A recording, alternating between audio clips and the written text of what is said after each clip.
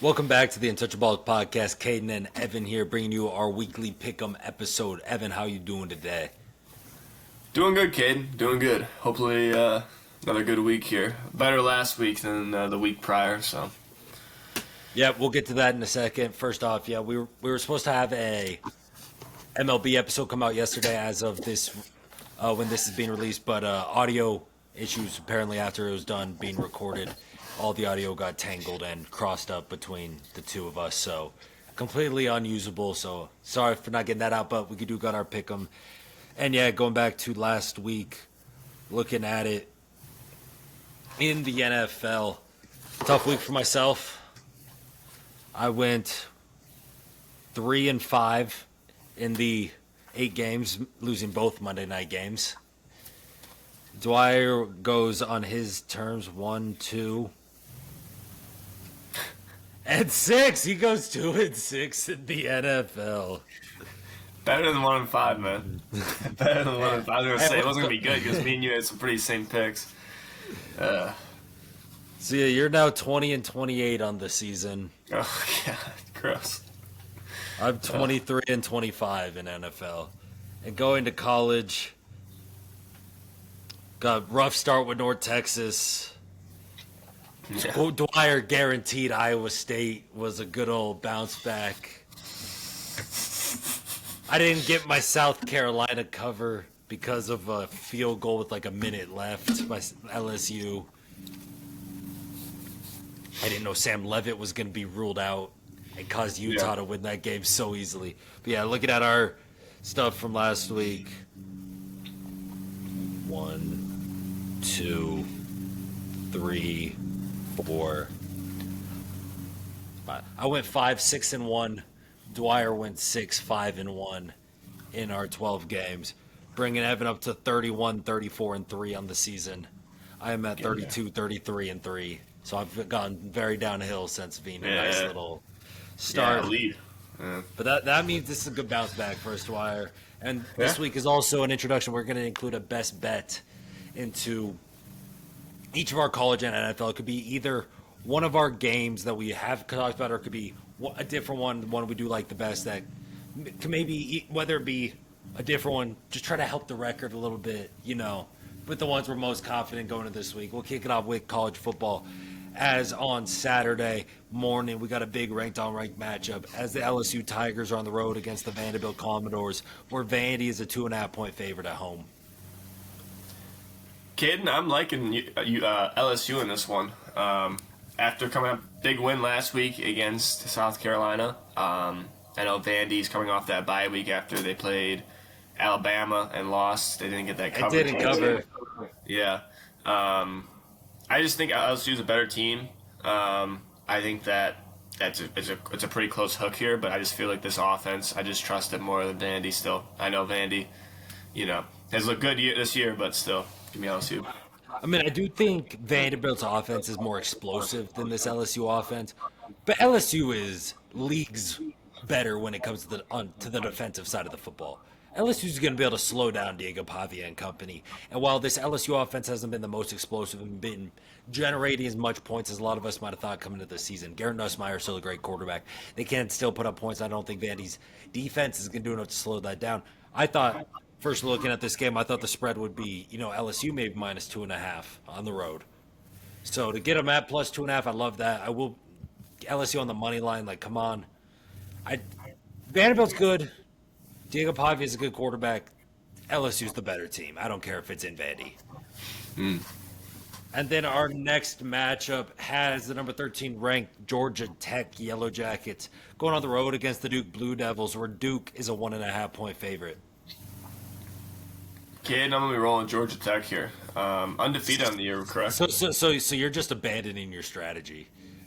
Yeah, no, we gotta change some stuff up. It seems like every week, close game, close spread. I'm gonna take the home team. I just this game of the week is gonna be the Duke. Take Duke by a million, everybody. But no, I'm taking Georgia Tech here. They undefeated on the year. I think they're just going to keep it rolling here. I know it's close spread, and, it goes against my morals here, but, you got to change some stuff up, Change is a good thing. So. I'm on the Yellow Jackets here too. I'm on Haynes King and company. Duke, yeah, they've shown some flashes. They've played some good games. You also lost to Tulane. You lost to Illinois by a lot. Georgia Tech's the number 13 team in the country. They've had some big wins this season. They are a good football team. Haynes King is a good college quarterback. Like, this Georgia Tech team is better.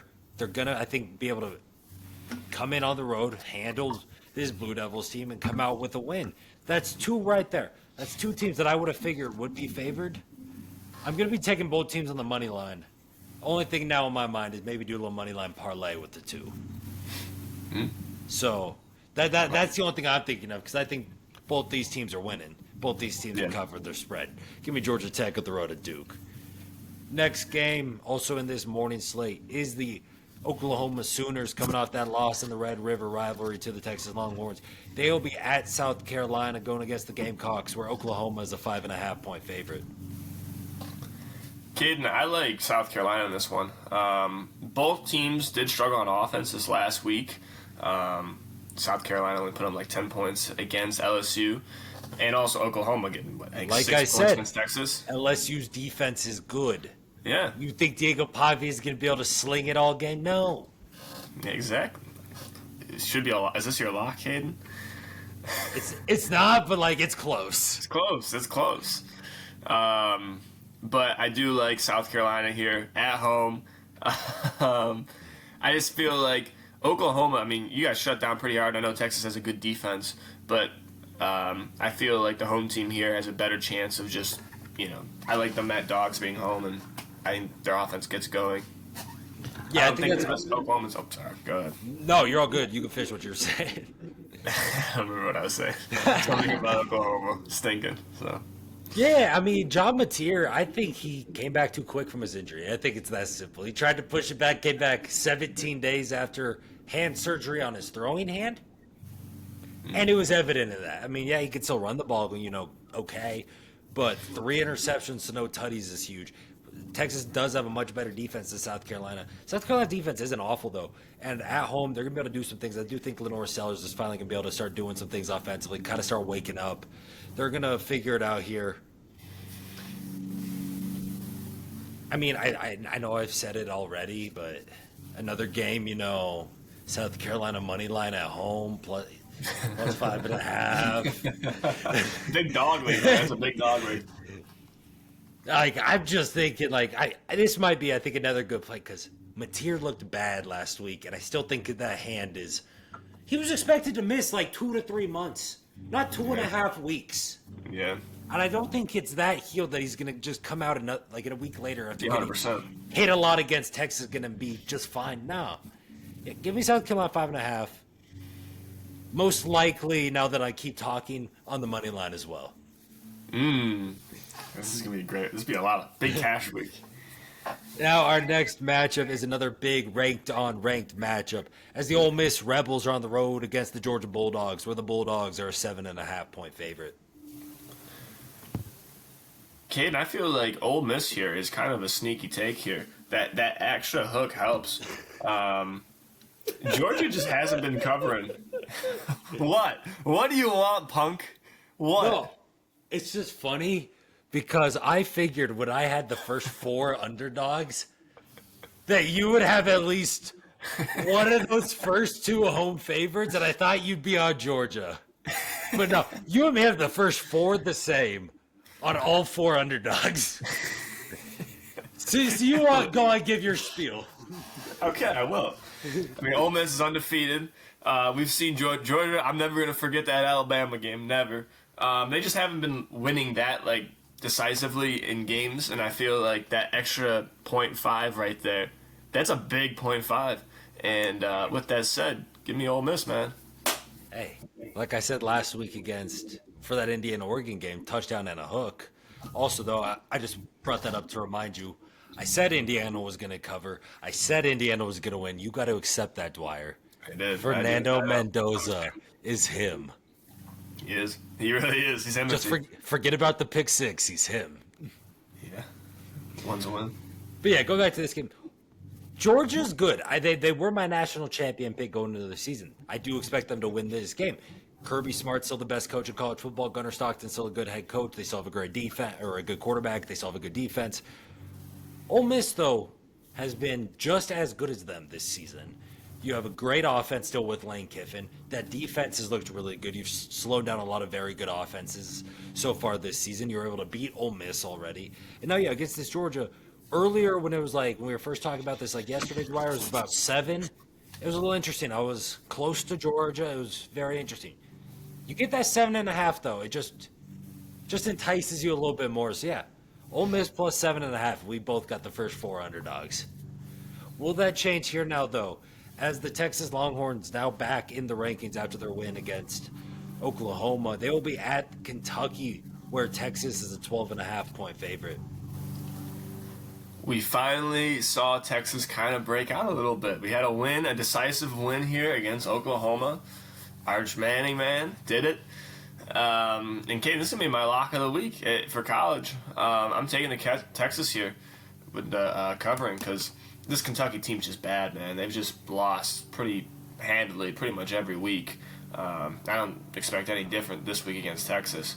Last really close week we saw with Kentucky was against Ole Miss, actually, week 2. So I'm taking Texas here to win this one easily. Lock of the week. Hey, Dwyer's lock of the week. I'm with him here. It's also not my lock of the week. I mean, well, not also. It is not my lock of the week, but I'm also with him, though, on Texas minus that 12.5.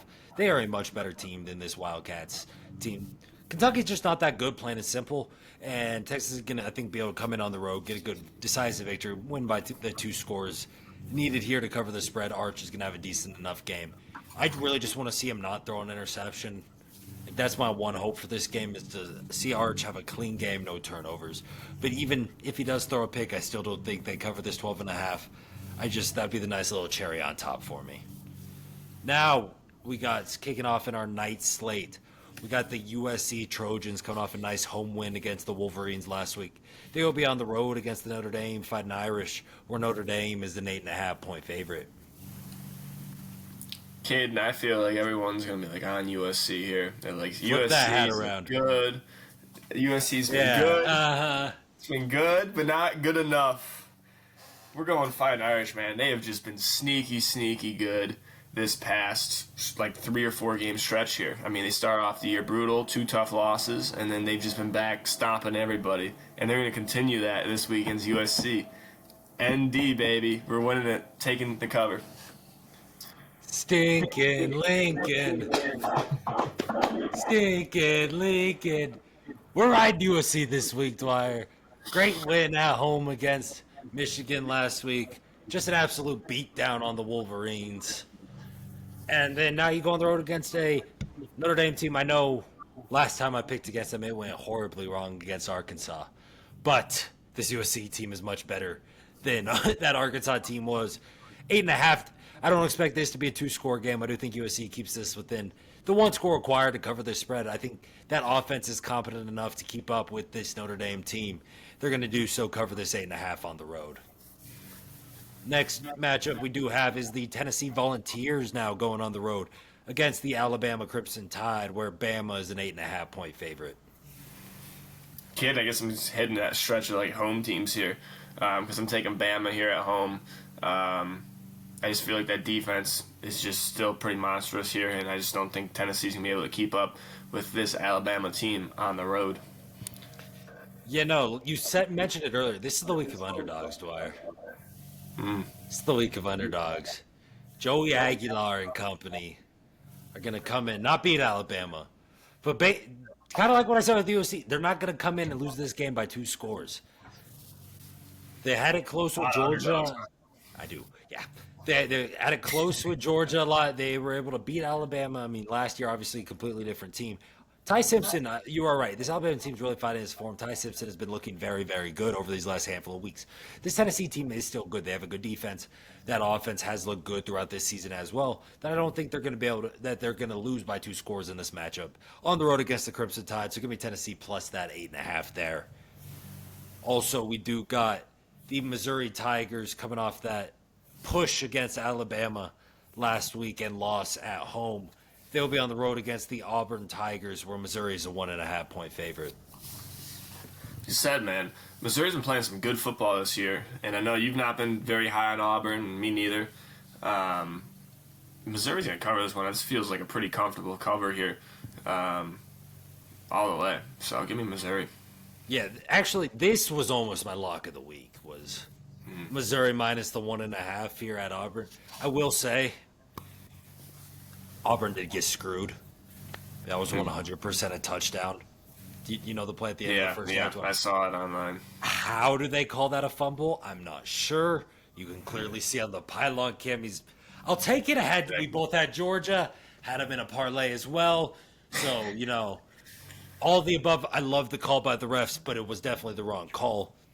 But in this match, Auburn's still bad. Hugh Freeze still sucks. Jackson Arnold, this will be the time he finally throws that coveted first interception in SEC play. And then you look at the Missouri team. They're still good. Against Alabama last week, Ty Simpson and Alabama played a really good game. They still were only able to beat this Missouri team by 3. Missouri's a much better team than Auburn. They're going to come in on the road, win this game, cover that 1.5 points. Interesting matchup, though, in the night as we got the battle of the two Utah schools. As the Utah Utes, coming off a big win against ASU last week, will be on the road against the BYU Cougars out, where Utah is a 3.5-point favorite. I feel like BYU here. They're 6-0. They've been rolling. I feel like, and at home, I feel like they're a perfect underdog here to take. I know I had Utah last week. They had a big cover for me. That was nice. But I'm picking against them here. I know BYU beat them last year, and I feel like they're going to do it again this year. Yeah, and the thing with these games, they're always very close. Like, I know it's a 3.5 points, right? So, obviously that shows it should be a close game. This will be most likely a field goal game in my eyes. So I think either way you look at it, no matter who wins, it's going to be within that 3.5 point. I'm with you on BYU here. Utah, they're great. This team is good. Devin Dampier is a great quarterback. The Utah offense is good. This defense is good. But you just see in this matchup, these two defenses really step up. We see just gritty, low-scoring, grinded-out affairs where you're hitting hard, you're trying to force turnovers. And I do think this BYU defense is superior. They're going to be able to slow down Utah's offense enough, slow down Dampier enough, at home, be able to cover this 3.5. And then, my lock of the week, Dwyer, because you already gave yours. It's another game. It's in the afternoon slate on Saturday. A team we talked about last week and just got we were so wrong on. And that is the North Texas Mean Green. I am riding with them again this week. They are -4 at home against the UTSA Roadrunners.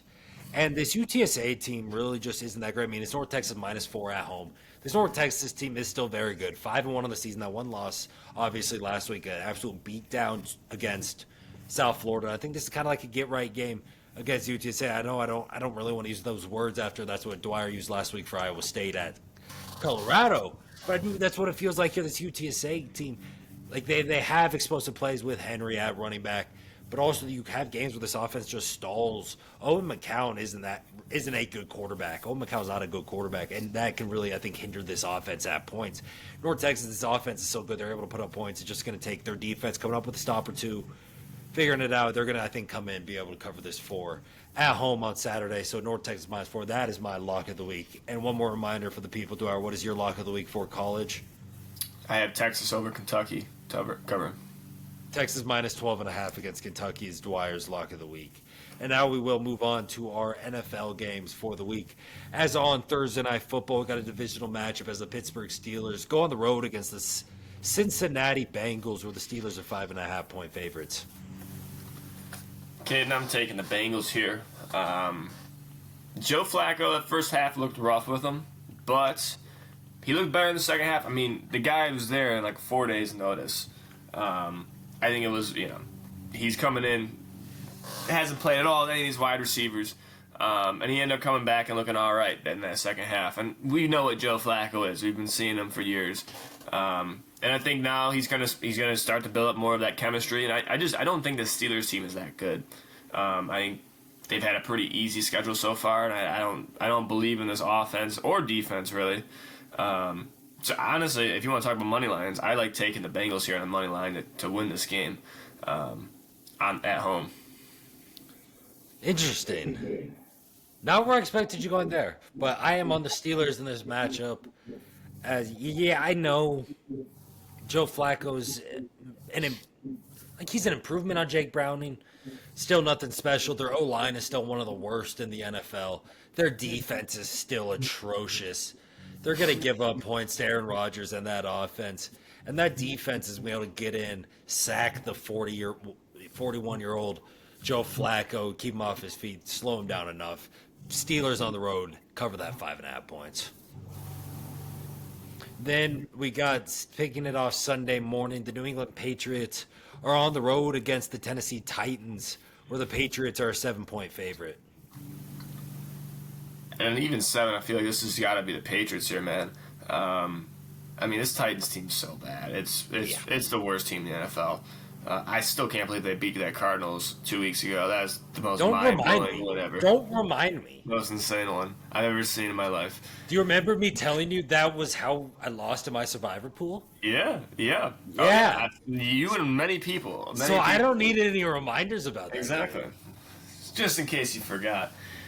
Repressed memory. But this Patriots team's kind of starting to click. Drake May, man. Mini Josh Allen right now. He's looking like he's the stuff. Like, he looks like he might be the man for them. So I don't think anything. I think this is gonna be a pretty easy win here for New England. I agree with everything you just said. Also, this is my lock of the week for the NFL. Patriots here -7, lock of the week. Not only do we got the Titans, yeah, they just fired their head coach. So you got a lot of turmoil. I mean, I know sometimes, teams like a little hoorah after the coach fires. This team sucks. Cam Ward's not good. This team's really, really bad at football. And for a little, icing on the cake, a little cherry on top, Mike Vrabel revenge game back in Tennessee after he was fired for not wanting to trade A.J. Brown.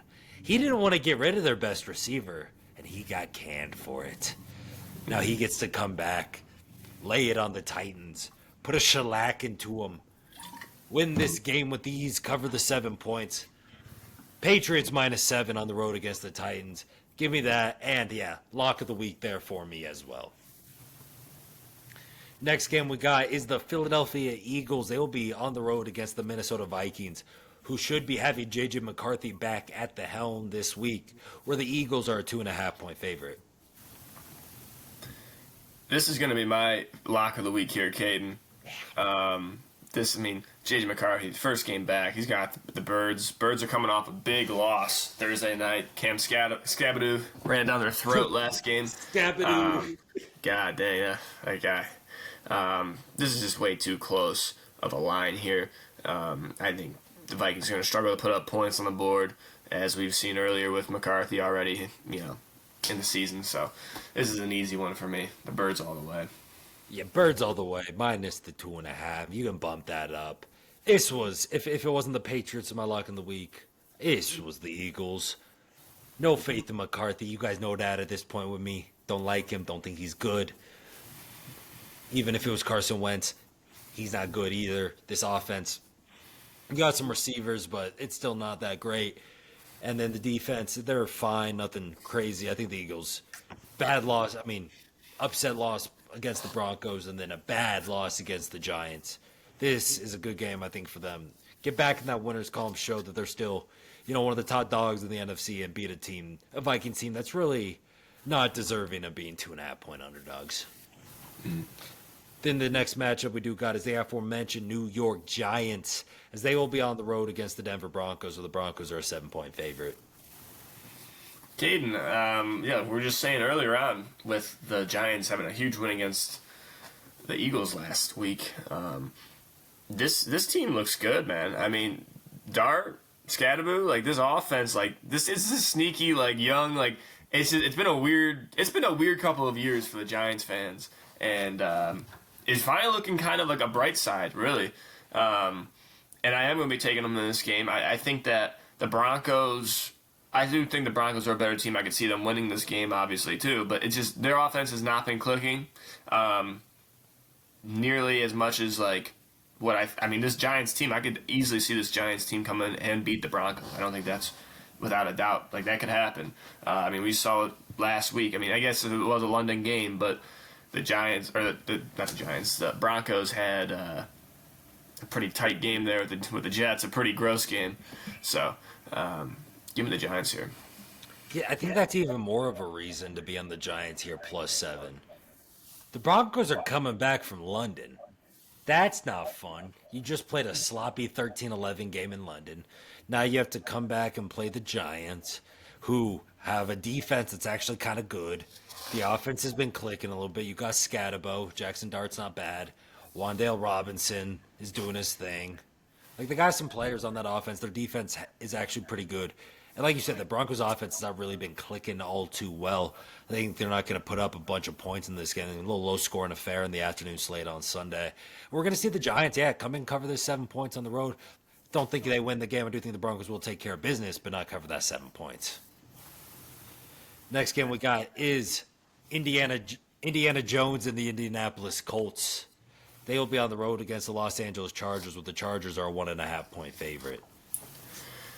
For the shoe baby, we're taking the Colts here at home, especially as dogs. On the road. They're on the road? Oh, they said the other way around. Still, I'm taking them. This Chargers team, man, this offense looks rough without their offensive line, man. They let like 3 starters out. They've just not been able to click. Obviously, they lost Hampton too, another huge loss. They didn't even have Johnston last week, so that was another one that hurt them. This Colts team, man, I know it's like they're hard to be like, oh, like I believe in them, but how do you not, man? They've been doing it all year. They really have. And I'm taking them in this one. You're right. They really have been doing it all year. Like, from week 1 till now, they've been showing that actually they might not be a bad football team.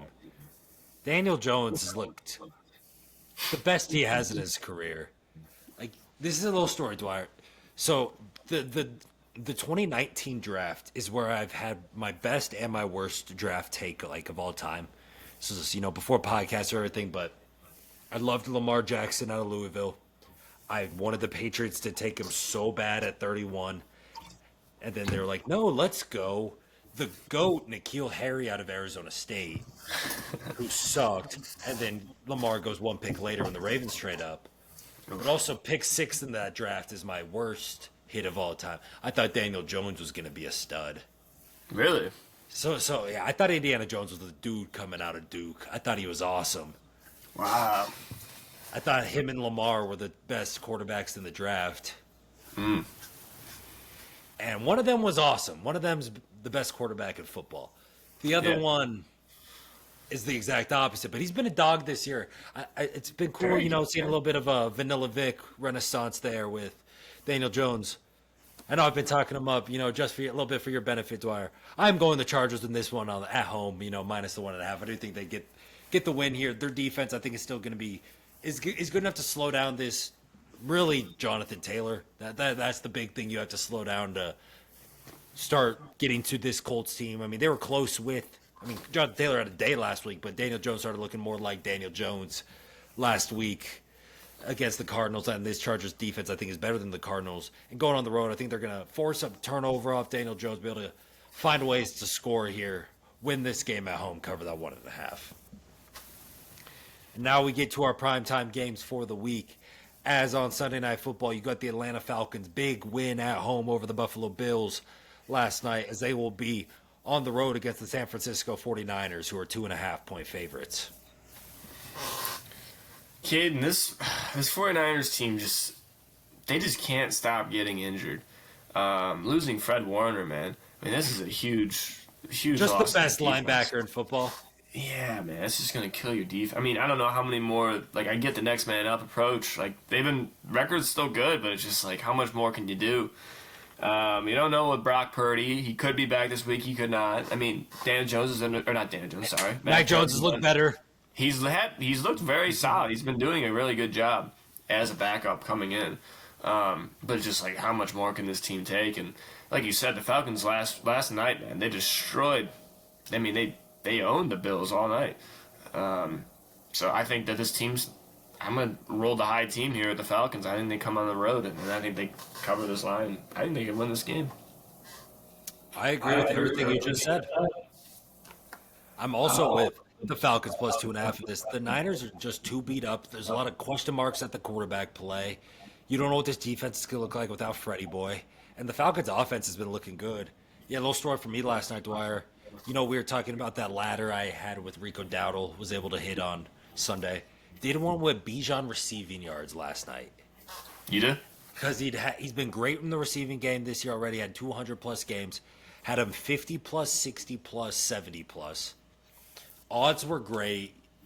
At that high, his over-under was like 33.5 yards, so I got great odds on all of them. He's at 48 yards, or 40-something yards. 40 catches a 23-yard pass there. That final drive, a little dump down to him. Gets like a 23-yard pass. Finishes with 68 yards. So I hit the first two legs of the ladder. Lose the last one, whatever. We make a nice big profit because of the odds. Bijan's always good for me. Texas legend, hook 'em. Best running back in football. Falcons on the road plus 2.5. Let's go. And now getting to our Monday night games, where we get 2 Monday night games this week, and the beautiful 3-hour separation we've been missing since week 1 Why and 2. do they do that? Why is it just pick one or the other? Yeah. Tell me, Dwyer, did you enjoy having to flip between the baseball and the 2 different football games? It was brutal. It was very brutal. I don't like it. I agree. Now next week, Dwyer, we'll get a 6 o'clock at 5 o'clock Mountain Time. Baseball, will probably start at 6. Next NFL at 8. That's beautiful. And that first Monday night game is one of the best games on the slate this week. Could be the best, as the Tampa Bay Buccaneers are on the road against the Detroit Lions, where the Lions are a 5.5-point favorite. That seems like that's a pretty big line for what both of these teams have been. I love the Lions, man. I know that was like our team last week. They kind of screwed us last week, but yeah, they did. Yes, that's why I'm taking the Bucs in this one. Really, honestly, no, screw the Lions, man. No, yeah, I mean this Bucs football team is, God, man, they are just injured though too. I just lost a Bucca. I'm taking the Lions at home, man. I want to take the Bucs, but how much more can they? They're kind of like the Niners, man. How much more can you get hurt? So you're not switching over to the dark side yet. No, You were on the Seahawks 2 weeks ago. You were on the Niners last week. Yeah. And now you're going with the Lions. I'm going with the Lions. I know I'm hating on the Bucs. I really am hating on the Bucs. I just think the Lions are a better football team. This is the third time they don't. I'm not picking against them for the rest of the year, man. I believe in them this week. Lions all the way. You know what I'm gonna do for the third time in a row? I'm gonna take the Bucs. Because surprisingly, it don't seem like it matters who's healthy.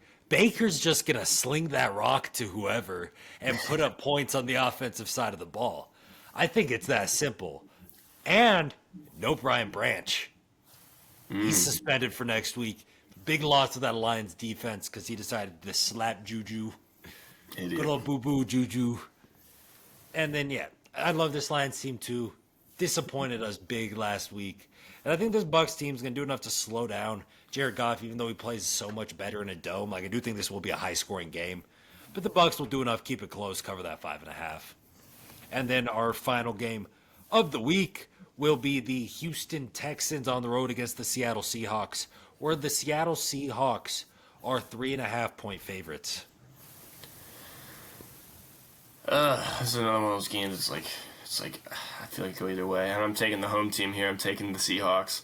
I just think this team's better than the Texans. I still don't feel like we have an identity with this Texans team. I know we saw them beat up on a bad Baltimore team. Was it a couple weeks ago, 2 weeks ago. I know they're coming off that. And a bad Tennessee team. And a bad Tennessee team. It's just, I don't know, man. I just don't like C.J. Stroud. The guy's unathletic. He's an old man. He's just that quote annoyed me. It really did. I thinking of different sports and looking at my hat. Is he your NFL J-Rod? Is he the NFL's J-Rod? I mean, maybe not just yours, but the NFL's J-Rod. Great rookie year in MVP conversations, and then just a little worse. That's a good point. I think, yeah, I mean, I feel like more people caught on to the CJ Stroud one more than the J Rod, but I like it. I feel Well, like his was such a big drop off from year 1 to year 2 with Stroud. yeah. And like he's looked even worse in year 3 to start off. I mean, granted, he's looked better this past couple of weeks, but I feel like this is the week they come crashing down. I feel like on the road at Seattle, this is a big test for him, and I like how Sam Darnold's looked in Seattle. So give me Seattle. Yeah, this is interesting because you get that 3.5, you get that hook. That it does really make me think about wanting to take the Texans. I know, like you said, they've not looked great. Their defense is still good. You still got players, really good players on that defense. But that offense has a lot of question marks with the running game, a lot of injuries there, a lot of just uncertainties with who's going to be able to actually perform. And then in the passing game, like you said with Stroud, there's a lot of just question marks how well he can perform and how is he really that good. And then, I mean, he's been fine on the ground, I guess, but I don't know. 3.5, Seattle's looked good. I just think coming off a bye, two wins against bad teams before, I think the Texans are starting to wake up a little bit. No one wants to see Jacksonville win that division or the Colts. Hey, for the shoe. Hey, you're a Bears fan. I represent Indiana. No, I want them to win. No, you're a Caleb Williams guy. You stick with that. I want to see the Colts win the division. God dang it! I like the team too. I'm a big Pat McAfee guy. I like him. I'm also a big Pat McAfee guy, so I'm sorry to say this to you, Pat. Texans plus 3.5 on the road this weekend, even though it's completely Texans plus 3.5. Relevant, unless they come in and win the game. Yeah. Texans plus 3.5. I don't know if they upset. Jackson Smith and Jigba has been incredible this year, but I'm taking the Texans. Really Texans plus 3.5. Ohio State is 100% wide receiver U. Oh, I mean, is there anyone else that would be like close? LSU has the best 2 receivers in football. So that's a big carrying thing for them with Jamar. Neighbors is pretty up there too when he's healthy. So they have Neighbors, Jamar, and Jefferson. Yeah. OBJ. Ohio State's got Emeka Buka. We got Marv, the guy we just met. Oh, we got Chris Olave, JSN. There's more missing too. There is more, but I don't know. It's those 2 schools. Yeah, 100%. You draft wide receivers out of there. Kayshon Boutte throwing that into LSU. Dude, yeah. 5 catches, 93 yards, 2 Great touchdowns. game. He's back, 100% back. And that was beautiful to see. Well, Dwyer, let's hope our picks do better this week. Do you have anything else before we depart?